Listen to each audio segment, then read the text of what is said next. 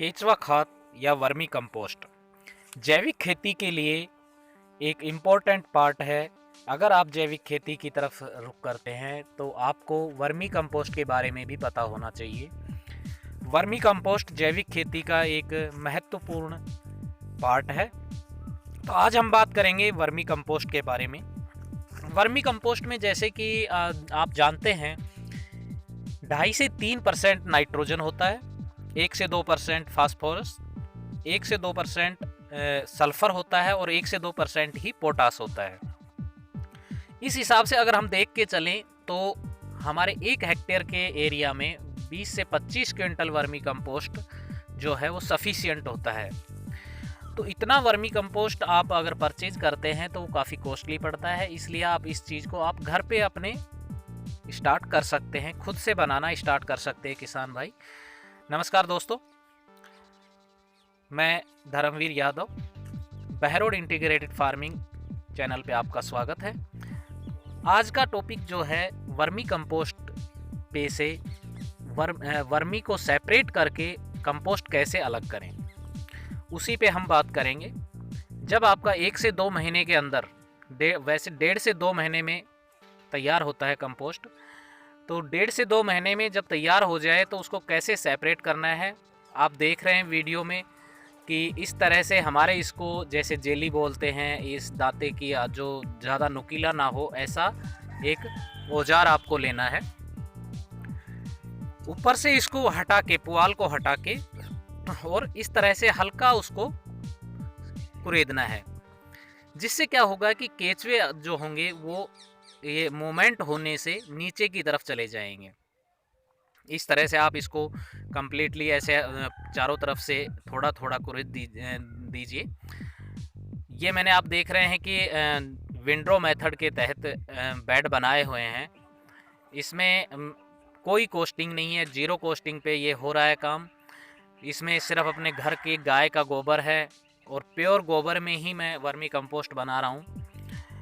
पुआल सेपरेट की जगह मैंने इसमें कपड़े भी डाले हुए हैं ऊपर, क्योंकि गर्मी का सीज़न है इस टाइम और नमी बनी रहे इसलिए मैंने कपड़े डाल दिए, क्योंकि मैं इसको खुले में बना रहा हूँ। इसके लिए मैंने अलग से कोई छाया वगैरह की व्यवस्था नहीं कर रखी है।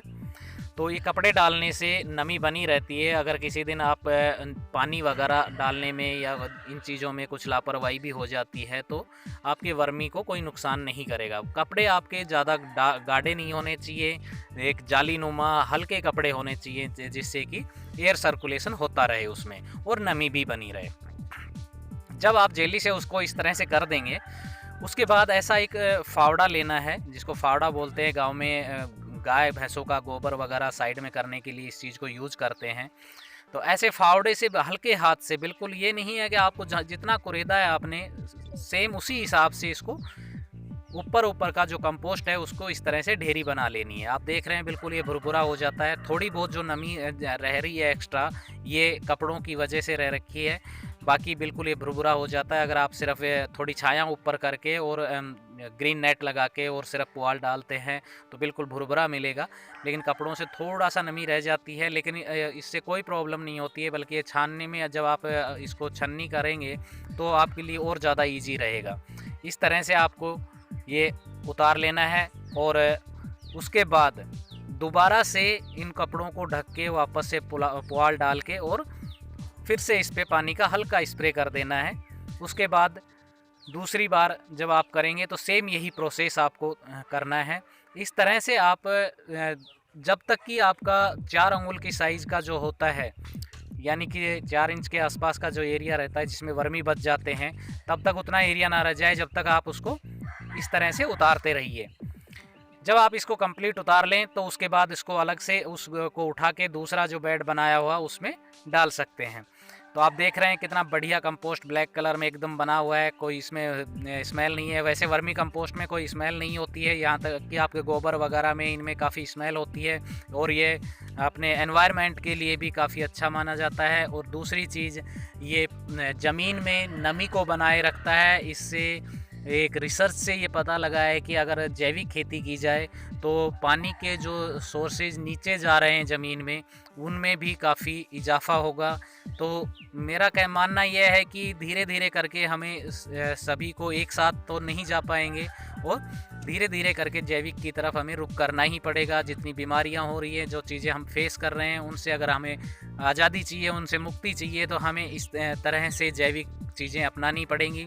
वर्मी कंपोस्ट के साथ दूसरी चीज़ें भी बनाते हैं, क्योंकि इतनी अगर हर किसान के पास पूर्ति नहीं हो पाती है वर्मी कंपोस्ट की, या कुछ न्यूट्रिएंट्स की कमी रह जाती है खाद में, तो उसके लिए वो डिपेंड ना हो रासायनिक खादों में, तो उसके लिए सुपर कंपोस्ट वगैरह भी बनाते हैं।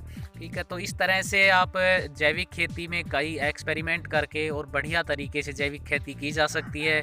मैं यहाँ तक कि एक नेक्स्ट वीडियो अभी डालूँगा आपको कि आप उसके लिए कीटनाशक वगैरह भी अपने घर पे ही बना सकते हैं, जैविक, पूर्ण रूप से जैविक तरीके से बना सकते हैं। और मेरा खुद का अनुभव है, बना के मैंने स्प्रे किया है, और उसका रिज़ल्ट आपके जो केमिकल वाले कीटनाशक लेके आते हैं उनसे बहुत बढ़िया होता है।